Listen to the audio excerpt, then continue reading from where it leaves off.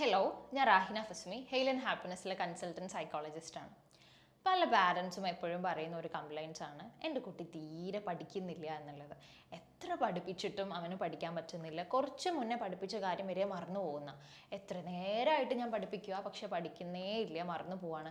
അവന് പഠിക്കാനുള്ള എല്ലാ സാധനങ്ങളും വാങ്ങി കൊടുക്കുന്നുണ്ട്, നല്ല സ്കൂളിൽ തന്നെ ചേർത്തിയിട്ടുണ്ട്, നല്ല ട്യൂഷൻ വേറെ കൊടുക്കുന്നുണ്ട്, വീട്ടിൽ വന്നിട്ട് തന്നെ പഠിപ്പിക്കുന്നുണ്ട്, എന്നിട്ടും അവന് പഠിക്കുന്നില്ല എന്നുള്ള കംപ്ലയിൻറ്റ്സ് നിരന്തരം പല പാരൻസും പറയാറുണ്ട്. നമ്മളിവിടെ നോക്കുന്ന ഇങ്ങനത്തെ കേസസിൽ നമ്മൾ നോക്കുന്ന സമയത്ത് പാരൻസിന് ഉണ്ടാകുന്ന വളരെ ജെന്യൂൻ ആയിട്ടുള്ള ആഗ്രഹമാണ് നമ്മളെ മക്കൾ നന്നായിട്ട് പഠിക്കണം, അടിപൊളിയാവണം എന്നുള്ളത്. പക്ഷേ പലപ്പോഴും പല കുട്ടികൾക്കും പാരൻസിൻ്റെ ആഗ്രഹത്തിനൊത്ത് അത്രത്തോളം പഠിക്കാൻ പറ്റാറില്ല. അതിന് പല കാരണങ്ങൾ ഉണ്ടാവാറുണ്ട്.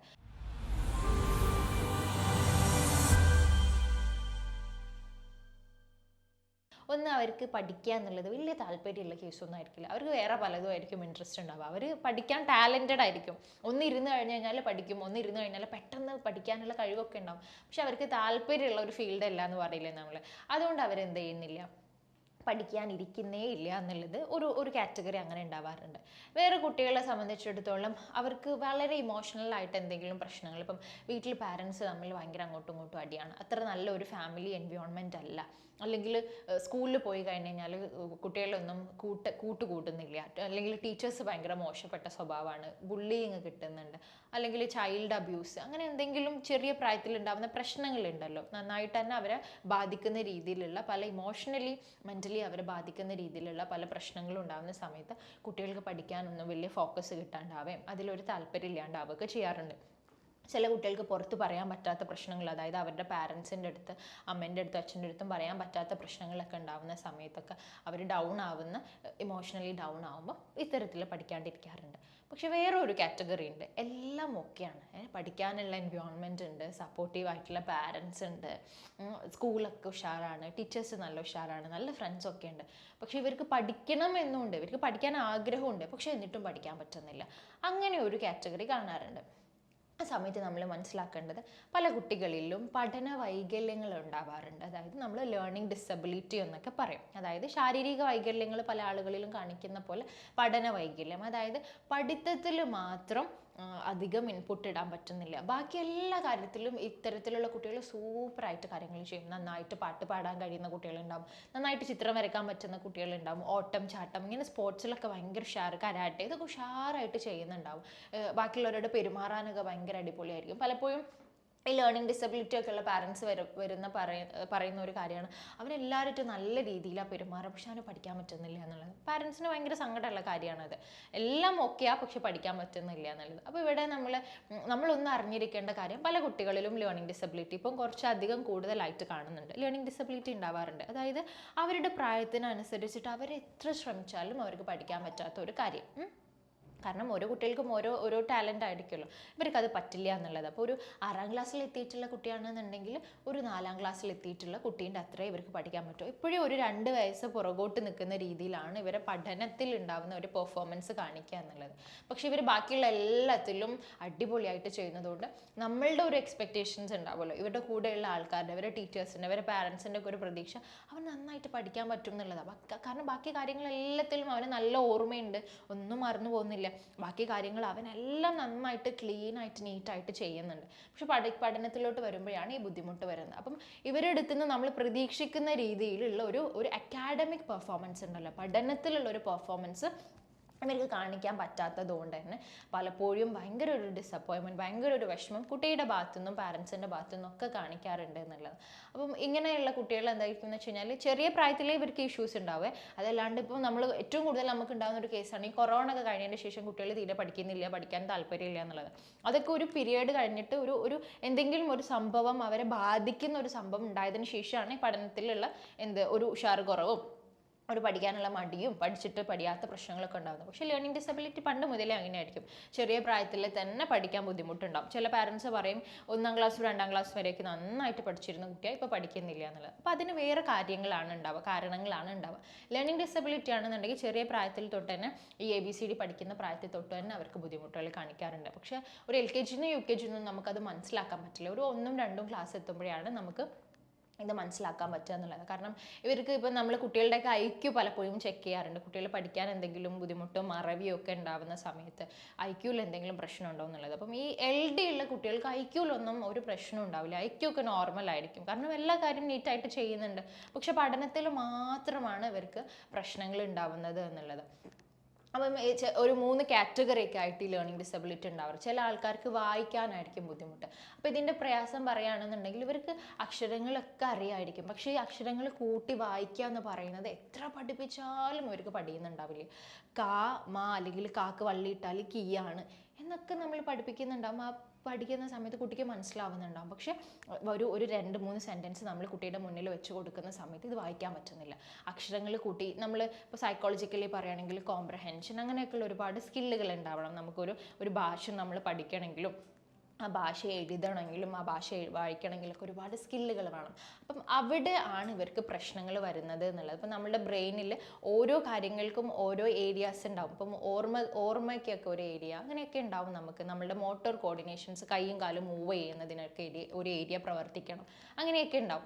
അതേപോലെ നമ്മളുടെ ഭാഷകൾ ലാംഗ്വേജസിന് ഒരു പ്രത്യേക ഏരിയ ഉണ്ട്. അപ്പോൾ അവിടെ ചെറിയൊരു ബുദ്ധിമുട്ടുണ്ടാകുന്നതിനെ കൊണ്ടാണ് പലപ്പോഴും LD ഉണ്ടാകുന്നത് എന്നാണ് പറയപ്പെടാറുള്ളത്. അപ്പോൾ ഈ രീതിയിൽ അവർക്ക് വായനയിൽ വലിയ പ്രയാസമുള്ള കുട്ടികൾ ഉണ്ടാവാറുണ്ട്. പിന്നെ ചില കുട്ടികൾക്ക് എഴുത്തിലായിരിക്കും പ്രയാസം. എഴുത്ത് എന്ന് പറഞ്ഞു കഴിഞ്ഞാൽ ലെറ്റർ എങ്ങനെ കറക്റ്റ് എഴുതണം എന്നുള്ളത് നമ്മൾ 1 ദിവസം 2 ദിവസം ഒക്കെ എടുത്തിട്ട് ചിലപ്പം ഒരു ലെറ്റർ മാത്രമായിരിക്കും ഇവരെ പഠിപ്പിക്കുന്നുണ്ടാവുക. അപ്പം നോർമലി സ്കൂളിൽ വിടുകയാണെന്നുണ്ടെങ്കിൽ അവിടുന്ന് ടീച്ചേഴ്സിന് ഒരു 4-5 ലെറ്റേഴ്സൊക്കെ ചിലപ്പോൾ എന്ത് ചെയ്യും, ഒരു ദിവസം പിള്ളേരെ പഠിപ്പിച്ച് വിടാൻ പറ്റും. പക്ഷേ ആ സെയിം ക്ലാസ്സിൽ LD ഉള്ള ഒരു കുട്ടി ഇരിക്കുകയാണെന്നുണ്ടെങ്കിൽ ആ കുട്ടിക്ക് അത് ക്യാപ്ചർ ചെയ്യാൻ പറ്റില്ല. അപ്പോൾ സാധാരണ ഒരു സ്കൂളിൽ നമ്മൾ ഈ കുട്ടിയെ കൊണ്ടിട്ട് കഴിഞ്ഞാൽ ആ കുട്ടി വീണ്ടും ബാക്കിലോട്ടായി ഭയങ്കര കോൺഫിഡൻസ് ഒക്കെ ഇല്ലാത്ത രീതിയിൽ എത്തുക ചെയ്യുക. കാരണം ഈ കുട്ടി ശ്രമിക്കുന്നുണ്ട്, നന്നായിട്ട് ശ്രമിക്കുന്നുണ്ട്, പക്ഷെ കുട്ടിക്ക് പറ്റുന്നില്ല. കുട്ടി വിചാരിക്കും എനിക്ക് എൻ്റെ അപ്പുറത്തും ഇരിക്കുന്ന മക്കളൊക്കെ നന്നായിട്ട് പഠിക്കുന്നുണ്ട്, അവർക്ക് മാർക്ക് കിട്ടുന്നുണ്ട്, ഞാൻ ശ്രമിക്കുന്നുണ്ട് പക്ഷെ എനിക്ക് പഠിക്കുന്നില്ല എന്ന് വല്ലാത്ത സങ്കടം ഉണ്ടാക്കുന്ന ഒരു അവസ്ഥ തന്നെയാണ്. അപ്പോൾ ഇങ്ങനെയുള്ള കുട്ടികളെ നമ്മൾ ചെറിയ പ്രായത്തിൽ തന്നെ റെമഡിയൽ ട്രെയിനിങ് പോലെയുള്ള ട്രെയിനിങ് ഒക്കെ കൊടുത്തിട്ട് വേണം പഠിപ്പിക്കാൻ. കാരണം നോർമൽ കുട്ടികളെ ക്ലാസ്സിൽ ഇരുത്തി കഴിഞ്ഞാൽ ഒരു ആവറേജ് സ്റ്റുഡൻസിന് എങ്ങനെയാണ് ക്ലാസ് എടുക്കുന്ന ആ രീതിയിലാണ് ടീച്ചേഴ്സിന് ക്ലാസ് എടുക്കാൻ പറ്റുക. ആ രീതിയിലുള്ള ക്ലാസ് പലപ്പോഴും ഇവരിലോട്ട് എത്തില്ല എന്നുള്ളത്. ഇവർക്ക് കുറച്ചും കൂടെ സമയവും ക്ഷമയും അറ്റൻഷനും ഒക്കെ കൊടുത്ത് റിപ്പീറ്റഡ് ചെയ്ത് പഠിപ്പിച്ച് അവർക്ക് പഠിപ്പിക്കേണ്ട ഒരു രീതിയിൽ നമ്മൾ LD ഉള്ള കുട്ടികളെ പഠിപ്പിക്കേണ്ടി വരും. അപ്പോൾ വായനയിൽ പ്രയാസം ഉണ്ടെന്ന് പറഞ്ഞു. എഴുത്തിൽ പ്രയാസം എങ്ങനെയായിരിക്കും എന്ന് വെച്ച് കഴിഞ്ഞാൽ ഇവർക്ക് ലെറ്റേഴ്സ് ചിലപ്പം തല തിരിച്ചെഴുതുക, B ഒക്കെ തല തിരിച്ചെഴുതുക, D തല തിരിച്ചെഴുതുക, 7 തല തിരിച്ചെഴുതുക. അപ്പോൾ എഴുതുന്ന സമയത്ത് തെറ്റിപ്പോവാണ്. അതായത് അവരുടെ ബ്രെയിന് വേറെ രീതിയിൽ നോക്കി കാണുന്ന പോലെ തല തിരിച്ചിട്ട് ലെറ്റേഴ്സ് എഴുതുക. അല്ലെങ്കിൽ കറക്റ്റായിട്ട് നമ്മൾ എത്ര പറഞ്ഞു കൊടുത്തു കഴിഞ്ഞാലും കുറച്ച് ഒരു സെൻറ്റൻസ് അല്ലെങ്കിൽ ഒരു വേർഡ് കഴിഞ്ഞിട്ട് കുറച്ച് ഒന്ന് സ്പേസ് വിട്ടിട്ട് അടുത്ത വേർഡ് എഴുതണം എന്ന് പറഞ്ഞു കഴിഞ്ഞാൽ ഇവർ എഴുതുന്ന സമയത്ത് ഇതിന് പറ്റുന്നില്ല. അക്ഷരങ്ങളൊക്കെ വൃത്തിക്ക് എഴുതാൻ പറ്റുന്നില്ല. അക്ഷരങ്ങൾ എങ്ങനെയാണ് എഴുതേണ്ടത് എന്നുള്ളൊരു രീതി അവർക്ക് ഫോളോ ചെയ്യാൻ പറ്റാത്തൊരു പ്രശ്നമായിരിക്കും ഉണ്ടാവുക. ചില കുട്ടികൾക്ക് മാത്സിലായിരിക്കും പ്രശ്നം. അതായത് അക്കങ്ങൾ പഠിക്കുന്ന സമയത്ത്, നമ്പേഴ്സ് പഠിക്കുന്ന സമയത്ത് വലിയ പ്രയാസം ഉണ്ടാക്കാറുണ്ട് പലപ്പോഴും. നമ്മൾ ഈ കൂട്ടാനും കുറക്കാനും ഒക്കെ പഠിക്കുക എന്നുള്ളത് വളരെ ബേസിക് ആയിട്ടുള്ള കാര്യമാണല്ലോ ഒരു മനുഷ്യൻ്റെ ലൈഫിൽ. പക്ഷേ ഇവർക്ക് അതിന് പറ്റുന്നേ ഇല്ല. കാരണം നമ്പേഴ്സ് എങ്ങനെയാണ് ഹാൻഡിൽ ചെയ്യേണ്ടത്, 1, 2, 3 ഇതൊക്കെ എങ്ങനെയാണ് ഹാൻഡിൽ ചെയ്യേണ്ടത് എന്നുള്ളത് ഒരു നിലക്കും ഇവർക്ക് പഠിക്കാൻ പറ്റാത്തൊരു കണ്ടീഷനായിരിക്കും ഉണ്ടാവുക. അങ്ങനെയുള്ള കുട്ടികളെ നമ്മൾ എന്താ ചെയ്യുക, ഈ കുട്ടികളെ നമ്മൾ എന്താ ചെയ്യുക എന്നുള്ളത് പലപ്പോഴും പല പാരൻസും കൺഫ്യൂഷൻ അടിക്കുന്ന ഒരു കാര്യമാണ്. അപ്പോൾ ഇങ്ങനെയുള്ള കുട്ടികൾക്ക് നമ്മൾ റെമഡിയൽ ട്രെയിനിങ് പോലെയുള്ള ട്രെയിനിങ് കൊടുക്കേണ്ടി വരും. അതിൽ കൃത്യമായിട്ടൊരു സിലബസ് ഫോളോ ചെയ്ത് അവർക്ക് എഴുത്തും വായനമെങ്കിലും പ്രോപ്പറാക്കി പഠിക്കാൻ പറ്റുന്ന ഒരു രീതിയിലോട്ട് ആ കുട്ടികളെ എത്തിപ്പിക്കുന്ന രീതിയിൽ റെമഡിയൽ ട്രെയിനേഴ്സിനെ വെച്ചിട്ട് നമുക്ക് ചെയ്യാൻ പറ്റും എന്നുള്ളതാണ്.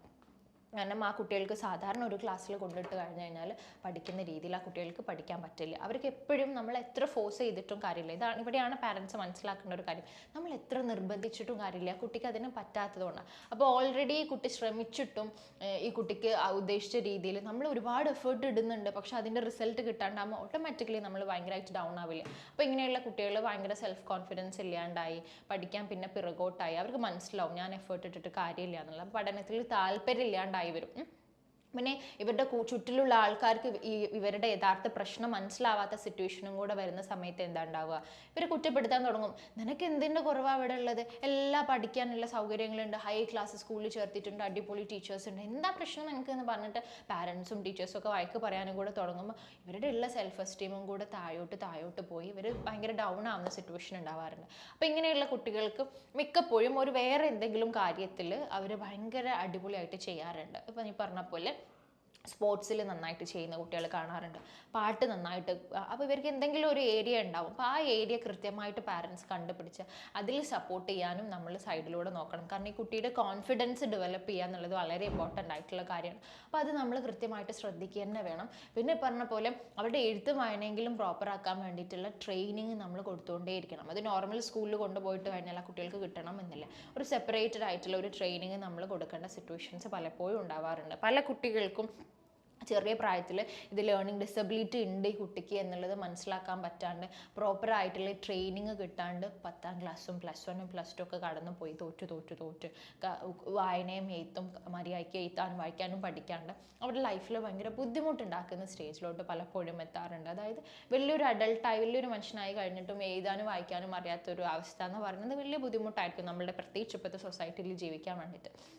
അപ്പോൾ ചെറിയ കുട്ടികളിൽ തന്നെ നമ്മൾ എത്ര പഠിച്ചിട്ടും ഇവന് പഠിക്കുന്നില്ല, പഠിക്കാനുള്ള എല്ലാ സിറ്റുവേഷനും ഓക്കെ ആയിട്ടും ഇവന് പഠിക്കാൻ പറ്റുന്നില്ല, ഇവന് നന്നായിട്ട് ശ്രമിച്ചിട്ടും ഇവന് പഠിക്കാൻ പറ്റുന്നില്ല എന്നൊക്കെ കാണുന്ന സമയത്ത് നമ്മൾ LDയുടെ ഒരു പോസിബിലിറ്റി ഉണ്ടോ എന്നുള്ളത് ചെക്ക് ചെയ്യുക വേണം എന്നുള്ളതാണ്. എന്നിട്ട് LD ഒക്കെ ഉണ്ടെന്ന് കണ്ടു കഴിഞ്ഞാൽ നമ്മൾ അതിനനുസരിച്ചുള്ള ട്രെയിനിങ് നമ്മുടെ മക്കൾക്ക് കൊടുക്കാൻ വേണ്ടിയിട്ട് എല്ലാ പാരൻസും റെഡി ആവണം എന്നുള്ളത് തന്നെയാണ്. അപ്പോൾ ആ രീതിയിൽ നമ്മൾ ഇവരെടുത്ത് ഇവർക്ക് എന്താണ് പ്രശ്നം, ഇവർക്ക് സപ്പോർട്ട് കൊടുക്കണം നമ്മൾ, ഇവർക്ക് ട്രെയിനിങ് കൊടുക്കണം നമ്മൾ.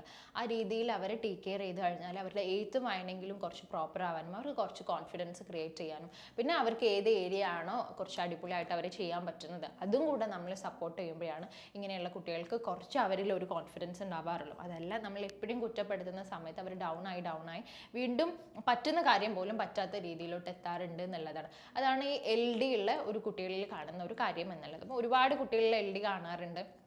LDക്ക് കൃത്യമായിട്ടുള്ള ട്രീറ്റ്മെൻറ്റ്സ് എന്ന് പറഞ്ഞു കഴിഞ്ഞാൽ നമുക്ക് ഒരു കംപ്ലീറ്റ്ലി മാറ്റാൻ പറ്റുന്ന ഒരു കണ്ടീഷനല്ല. അവർ ഏത് പ്രായമായി കഴിഞ്ഞാലും അവർക്ക് പഠിക്കാനുള്ള ബുദ്ധിമുട്ട് അതേപോലെ തന്നെ ഉണ്ടാവും. പക്ഷെ അറ്റ്ലീസ്റ്റ് നമുക്ക് ഒരു റെമഡിയൽ ട്രെയിനിങ് കൊടുത്തിട്ട് ചെറിയ രീതിയിലുള്ള ഒരു ഇമ്പ്രൂവ്മെൻ്റ് ഒക്കെ നമുക്ക് ഇവർക്ക് ഉണ്ടാക്കാൻ പറ്റും എന്നുള്ളത് തന്നെയാണ്. അപ്പോൾ വേറെ ഒരു സൈക്കോളജി റിലേറ്റഡ് ആയിട്ടുള്ള വീഡിയോയുമായിട്ട് നമുക്ക് വീണ്ടും കാണാം. താങ്ക്